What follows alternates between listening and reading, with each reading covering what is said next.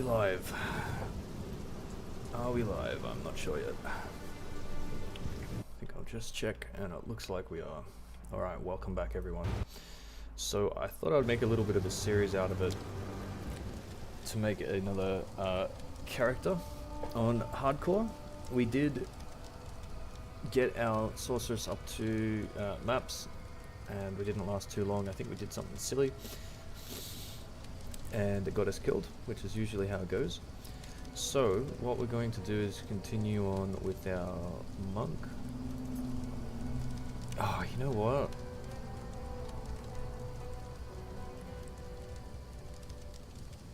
I had a change of heart.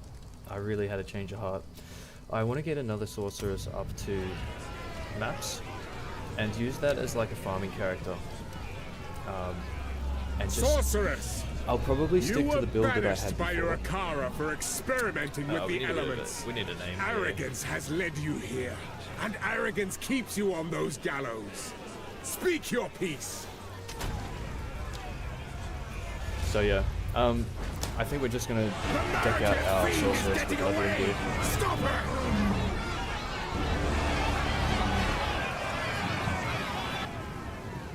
I'll adjust the game volume because I can tell it's already quite loud. Okay, movement type. They will suffer for this humiliation. Let us know in the comments if you have any issues with the audio quality over the game volume. You're the first ones. You're alive. I'm glad to see another. I would appreciate it if you could.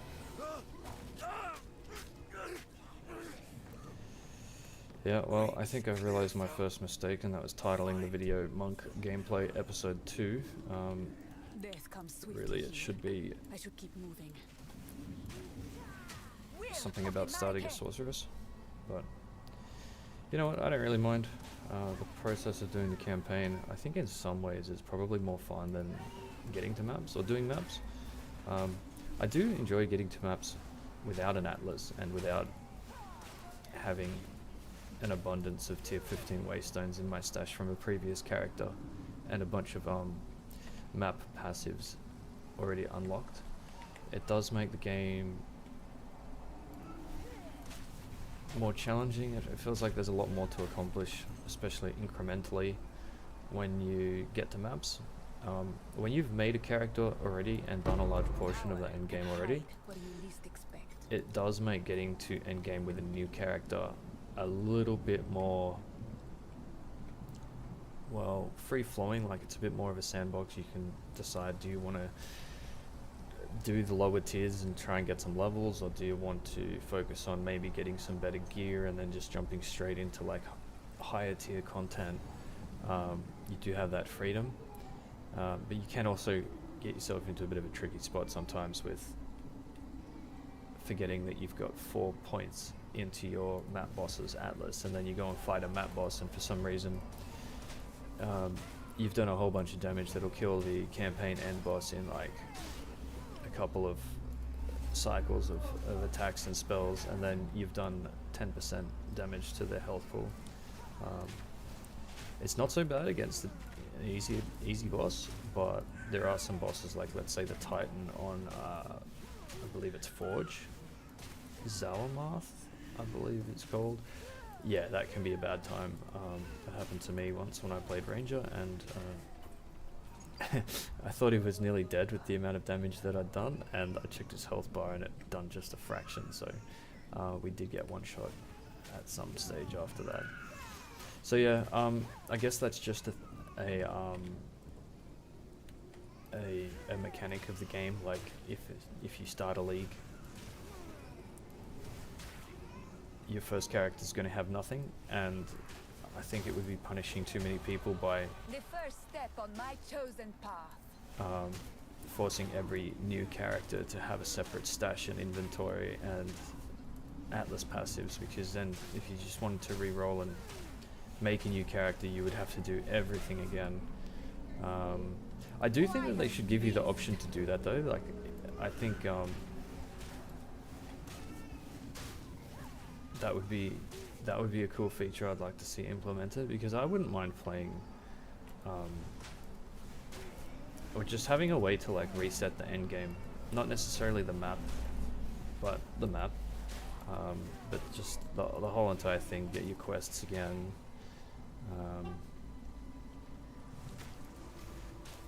and just be able to experience that new character getting to end game, having to,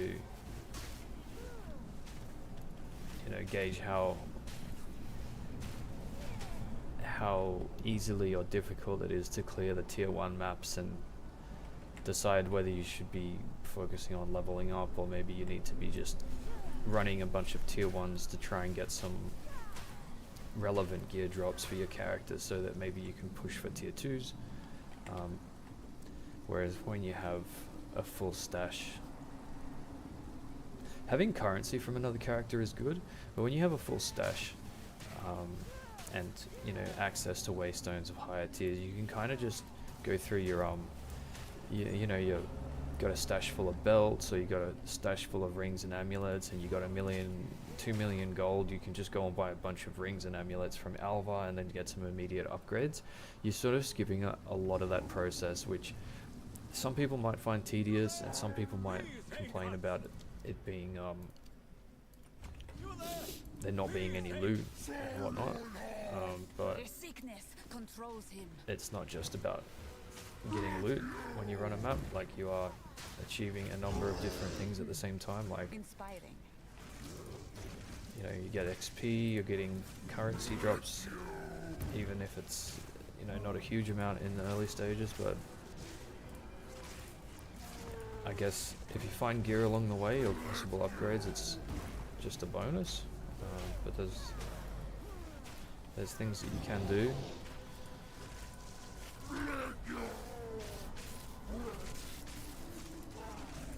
So this is probably going to take me 2 days, I imagine, to finish the campaign again and get to maps. And I think where we became undone was we took a fight that was probably not worth taking. I think we should have just accepted the fact that we encountered a mob that had really bad modifiers, and we should have bricked the map and just continued on elsewhere. We also changed our build at a point when I thought that I probably didn't have the gear or the sustain to support running Eldritch Battery and Mind Over Matter. Like, I mean, it would have been good if it converted 100% of your energy shield after energy shield calculations to mana, but it only calculates the base value of what you have on your gear. His burden And is heavy. He hides it well. having limited gold and respect into, oh jeez, the firebolt is actually kind of good for this stage of the game, but I know I have a wand here that I can use that has +1 lightning. Yeah, so probably this one I can use at level 3. And as for anything else,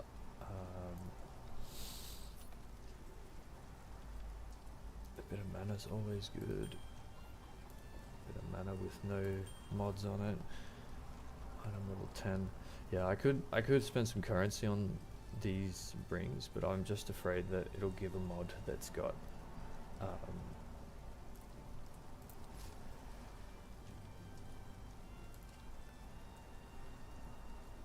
it'll give a mod that will cause the ring to not be wearable until sometime later.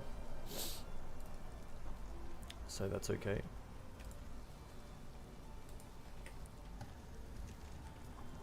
Welcome to the old. I fear this. These are just some odds and ends of mine. Hey buddy. Hello.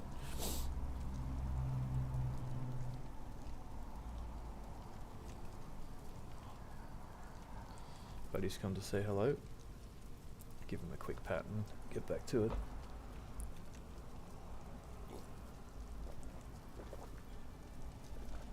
So I guess we'll talk about the approach here. Stay safe. I think I'm going to spend a little bit Her less mind time tends to wander. over farming reminds me of one of areas my and trying to sisters. become over leveled, because what I noticed is that when I did that the first time and I became 2 to 3 levels over the area level, I was getting like no good loot, no currency drops from bosses or from elites, and it was just it was kind of an annoying experience because I ended up being over leveled but undergeared and underfarmed.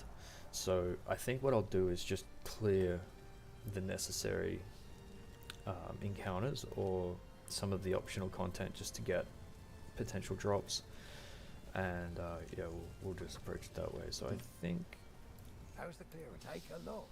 I might just see if we can get some random gloves, or maybe we can get some boots with movement speed on it. Doesn't have anything for us. Till next time. I'm sure I have boots with movement speed. I do? Alright, that's good. And yeah, well, we'll Yes. Goodbye. so we got our wand there that we can equip once we get another level, and that shouldn't take long here. So if you're an avid hardcore player, which I highly recommend playing, maybe not as your first time to Path of Exile. We could do some stuff with the support gems actually. I might go back and do that just once we get our wand equipped.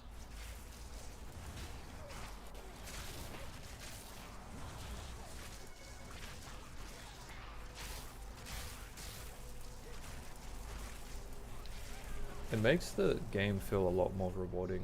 It makes the encounters feel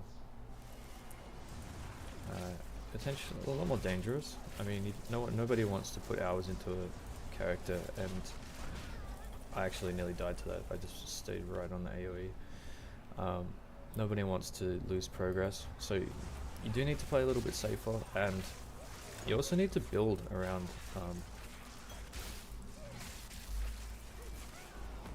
being a little bit more defensively orientated, and that might mean that you will sacrifice some damage and not be able to clear the campaign content as easily, which means you need to go a bit slower, and this is sometimes a good thing, sometimes a bad thing. Like on my last character I did survive the campaign, but for a good portion of Act 2 I was seriously lacking damage, and even though I was able to tank everything, like as long as I wasn't getting mobbed and surrounded, for the most part I was able to avoid a lot of the one-shots and things that commonly end people's runs. So in a way I think my build was very effective, and just to show you what I did do, in Act 1 I specced into damage, spell damage, and continued along spell damage up to say here. I did path around here to grab this energy shield node and come back down the maximum energy shield node, and my reasoning for that was to just be able to clear the early game content quicker, just grind through and get a couple of levels while things are pretty easy, and then when I connected the tree back down to the base of it, I could unspec out of this, and then I could spec into more energy shield nodes over here.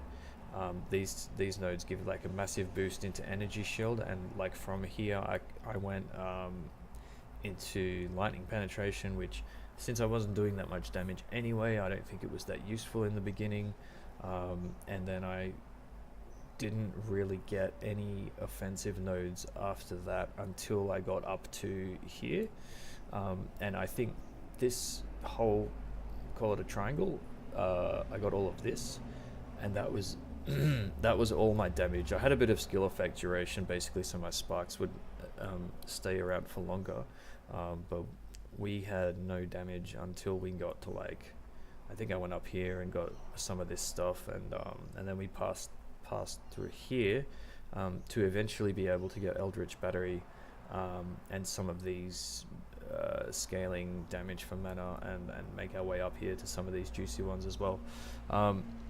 So I'll probably do something similar on this one. I did have an idea about a build, but I think that might be something to do more late game. I think just at this initial stage, the play is probably to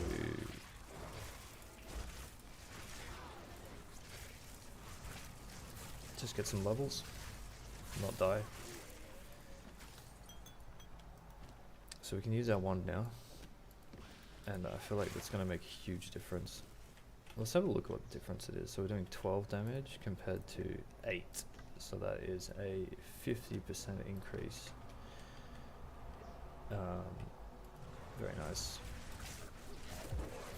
So just before we go and fight Bayra, I believe it is, I'm just going to go back to town and just do a few early support gems for my Spark and Flame Wall, just a bit of quality of life, and making things a little bit easier. But I'll be back in just a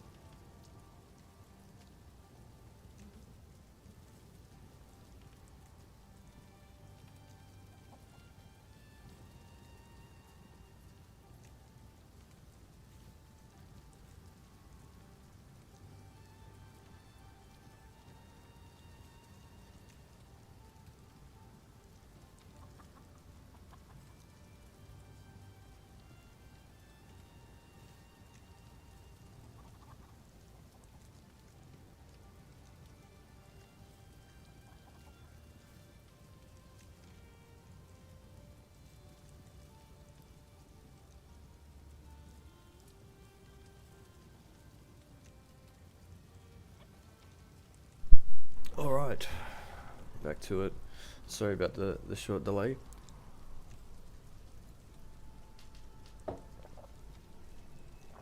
Quick sip of coffee and a puff on the vape, and then the support gems.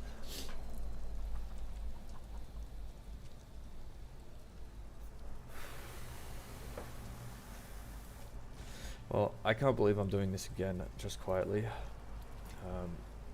It feels like such a slog to get through the campaign twice. I don't really mind it. I think it's pretty cool. I guess I will use this Gem Cutter's Prism on that. Yeah. So, gems should go up here. Now I think I want to run definitely the one for cast speed.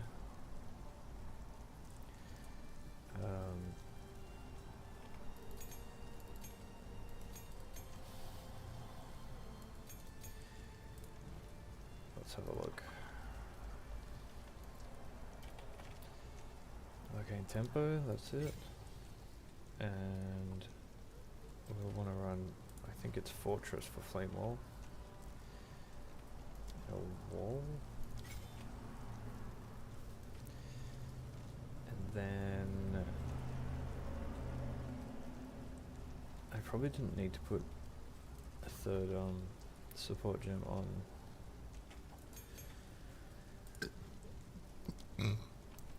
A third socket on, what's it called?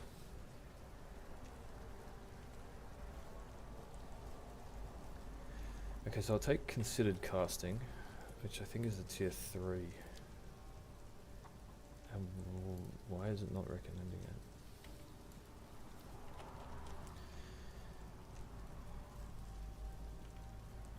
I don't know about 15% less cast speed. We do have pretty low cast speed at the moment.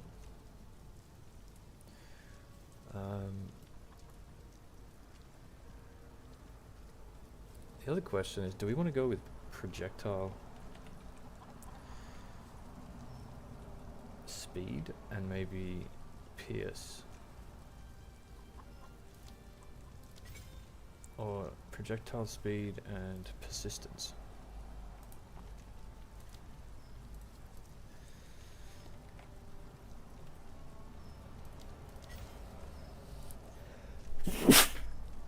Excuse me. Alright, that should be pretty OP. If we aren't killing things, we might take considered casting just to boost our damage a little bit, but I think we should be alright. Probably not too important at this stage. And for Fortress, I think for now, there was a cool ignite ability that I was +1 to level of supported fire skills. I haven't tried that one with Flame Wall before, but that will increase the damage of our Flame Wall, and it will also increase the damage of our Spark. So may as well use it, right?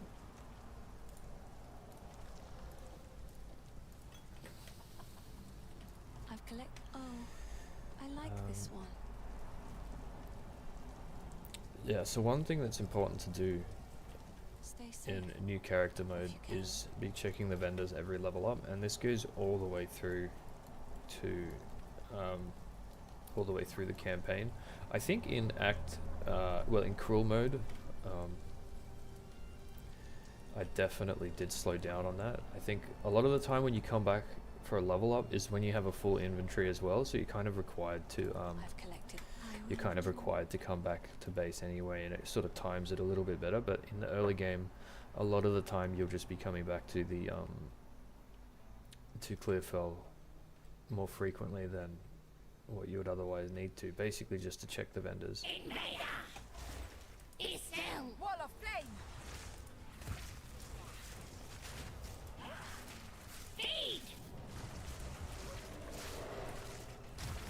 She is getting absolutely wrecked.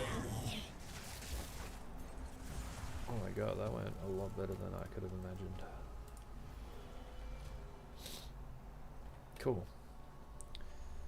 So, there is a little stash down here that we'll grab.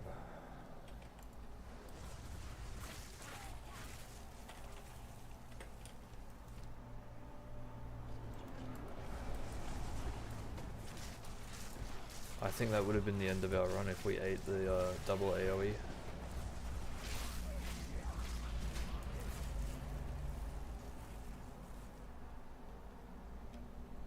What I find kind of surprising about the Sorceress is that typically spellcasters are sort of meant to be a little bit squishy. Not so much a glass cannon, but they're meant to be quite vulnerable. But if you build the Sorceress in a certain way, leveraging like a lot of energy shield, and then even later in the game when you have Eldritch Battery and Mind Over Matter, you have insane survivability, like more so than a monk.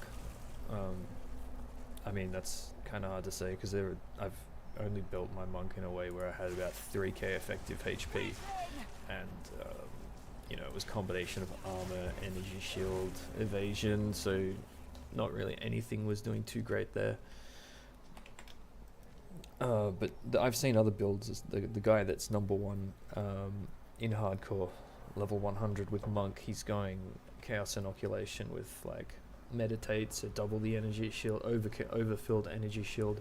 I think he's sitting at like 16k energy shield when it's fully charged, so there's probably a lot more survivability when you have those kind of amounts. But yeah, no, just as a general thought, I was very surprised at how much survivability the sorceress has. We're looking for gloves at the moment.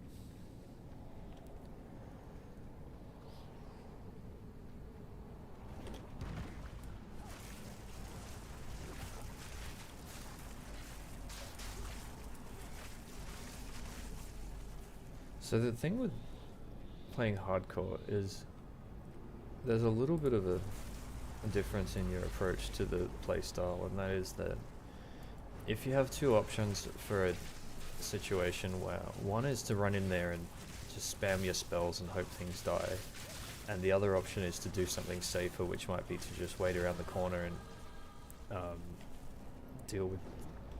What? I totally thought that that guy would come out of the wall from where the chest is, not... Oh, okay, there's two of them, that's why.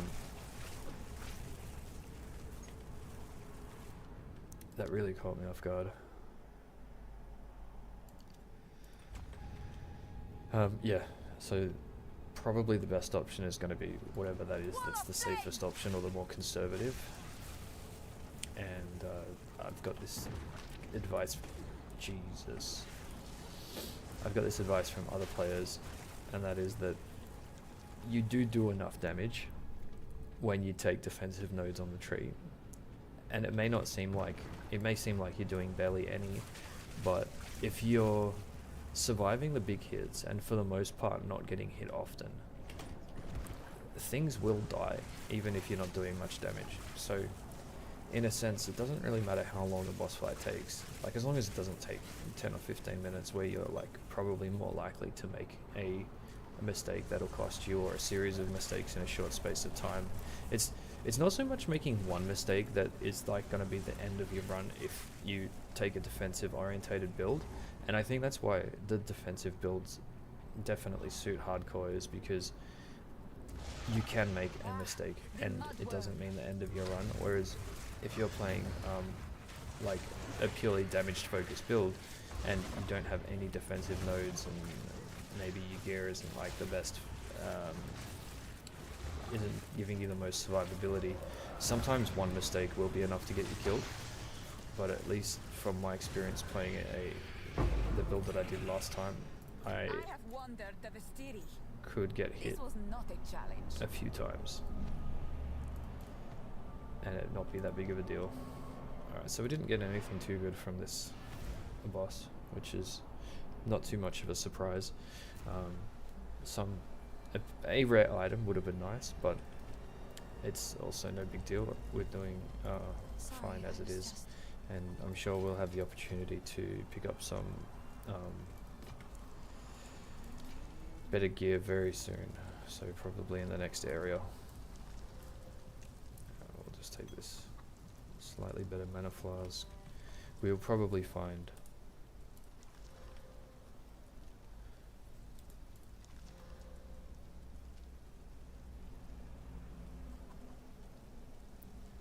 going for armor energy shield hybrids in the early game is not the worst idea, but when you start reaching later stages of the game, the attribute requirements to equip those types of gear, it makes it not worth it.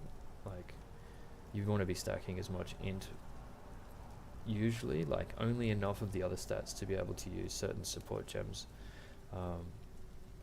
But yeah, like in the early game you can certainly run armor, and it just helps to like reduce that chip damage when you get hit from multiple sources at the same time.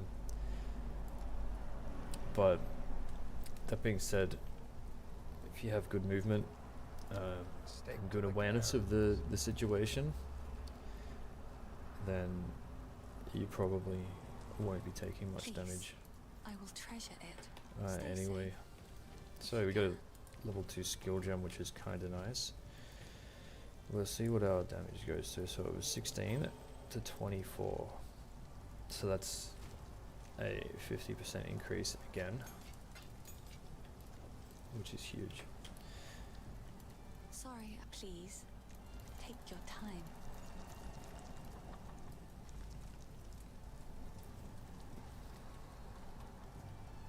So yeah, always checking the vendor. Renly's not too important, but I do want to check Yuna's inventory because she might have a focus that I could use. That would be pretty good. At the moment we don't really need one. I could probably just use this one for now, but we do have one here, and I actually bought this on my other character when I was playing Ranger. I think I've got my Ranger to somewhere in Act 2, and yeah, I picked this one up. It makes a great base item.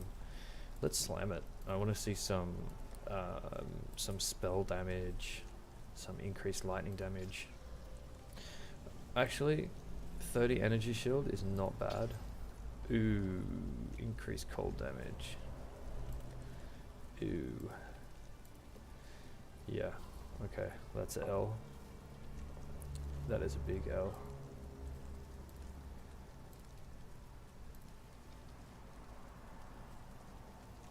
Okay, we do have another +1 focus that we can use, and another one here with that we can use at level 24. We got a bunch of wands actually. I'm not sure if there's any that's got +1 lightning. Oh, this one does, but you need to be level 41.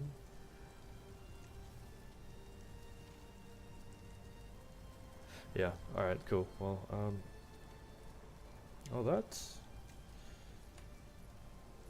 got potential as well.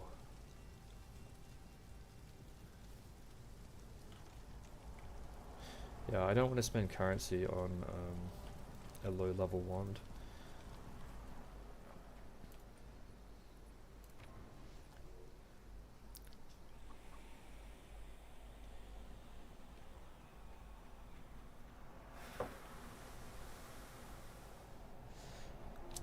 We did not fill up our mana flask at the town,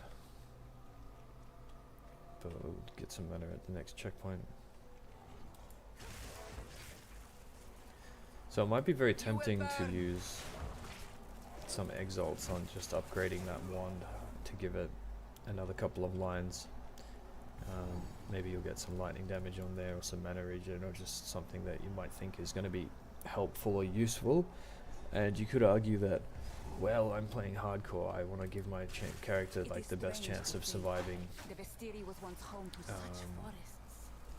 as I can, and to be fair, that is a valid argument, but as long as you're not sitting there and face tanking damage and just standing in the way of projectiles and not evading attacks, like some of the streamers do, and they end up in these rip clips.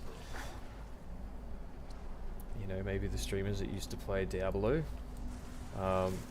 You should be fine just getting through the campaign basically with blue gear. So gear that just has 2 mods on it, and the rest of your gear can make up the occasional rare that you found.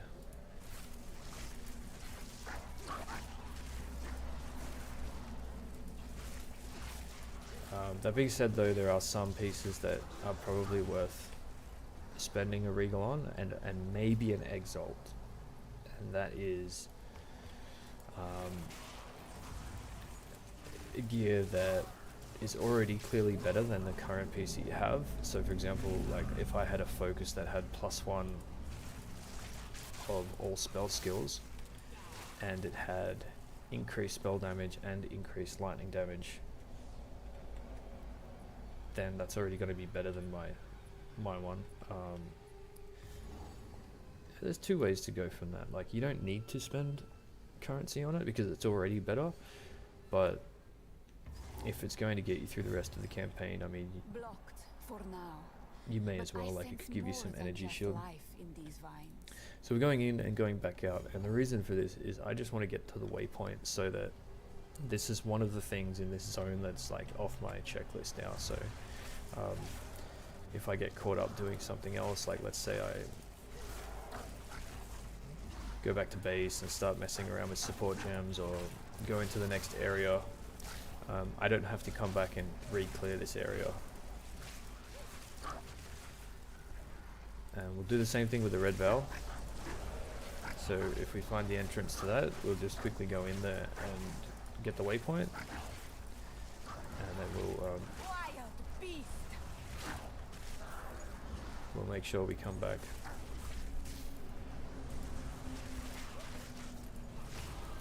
My way forward is clear.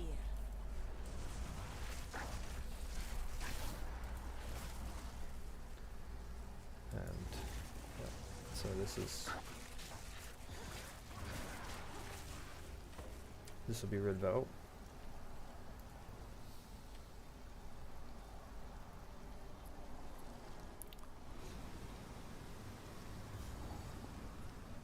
I thought the Ezomites buried their dead. This must have been some battleground.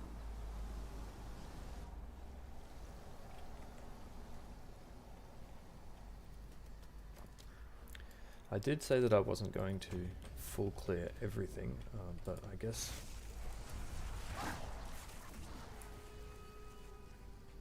I'm going to just find the things that I need to find in this area.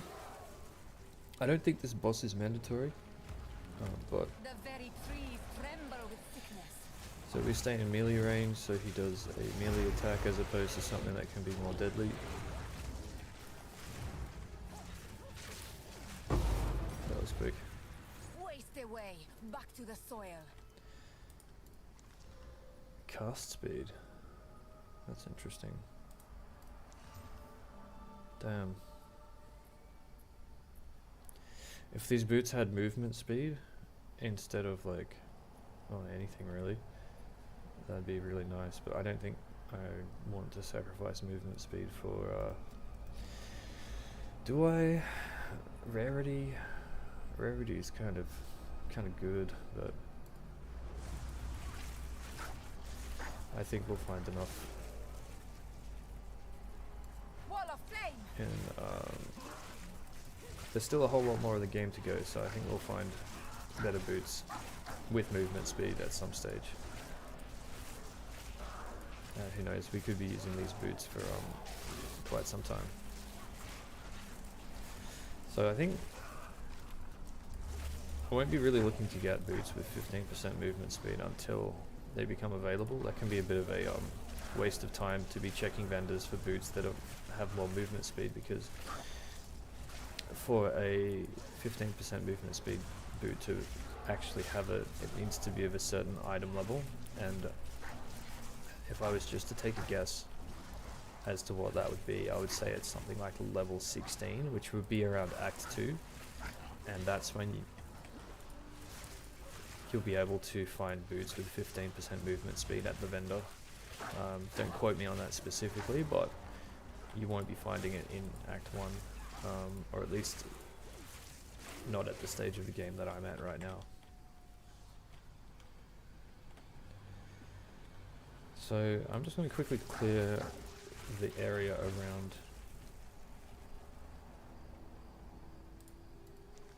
Alright, this is better in both implicit and it has a cold res on it, which is quite convenient actually, because we're about to fight this witch that does a lot of cold damage. But even still, she's not that much of a problem, so I think what I'll do is go back to town, Vile sorcery. just hands. quickly yoink the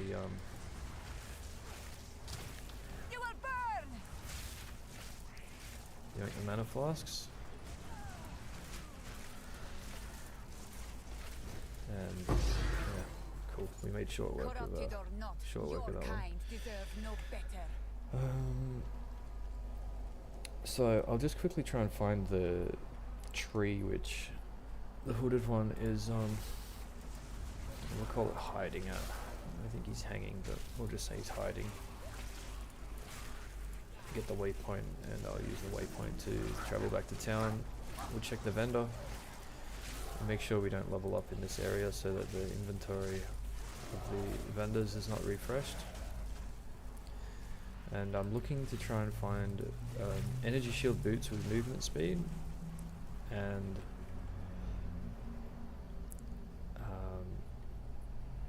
maybe as a second start, I'd like to get some rarity on the boots.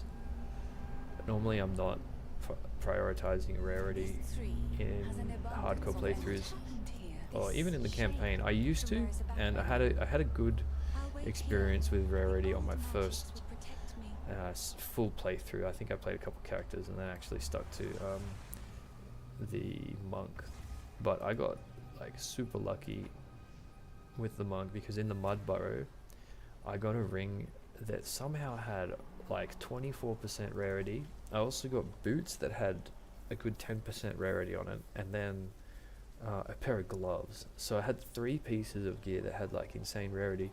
And then by the time I got to Act 2, I think I had rarity on like all my gear, and I was for like the longest time I was like, oh man, how come it's so hard to find a chest piece that has rarity on it? And it was only like a few weeks after that that I learned that rarity as an item modifier doesn't exist on chest pieces. But yeah, so we had rarity on every piece of gear, and it was it did give us a lot of yellow drops to sort of sift through, but we probably were prioritizing rarity a little bit too much in that playthrough. One of the things that I didn't understand at that point in the game is that the level of the area or the level of the item greatly affects what type of tier mods can roll on the item. So I'm not too gear focused at this point in the game. It is good to have stuff that's helpful, like you know, it would be pretty useless, for example, to have an iron ring that's got like physical damage and dexterity on it. Like sure, dex attributes are always nice, like gives you access to use certain support gems and life is good, but like this one here, for example, like this just does nothing for us, like evasion rating and physical damage. Yeah, but finding rings that have stuff on that's good for your character at this stage, all good. And if it has rarity on it as well, even better. Okay, well that was a bit of a waste of currency there.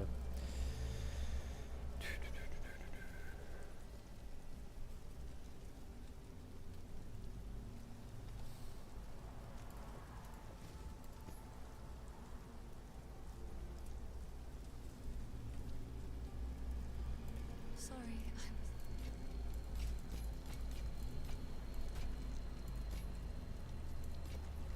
stay safe if you can. Alright, well I think I'll make that a cutoff for the episode, but if you've made it this far, thanks for watching, and I'll be sure to continue on. I'm keen to make a documentation of the journey of what it involves to start a character on hardcore, and you know, if it doesn't make it and I have to do it again, just what it's like going back to the drawing board, and yeah.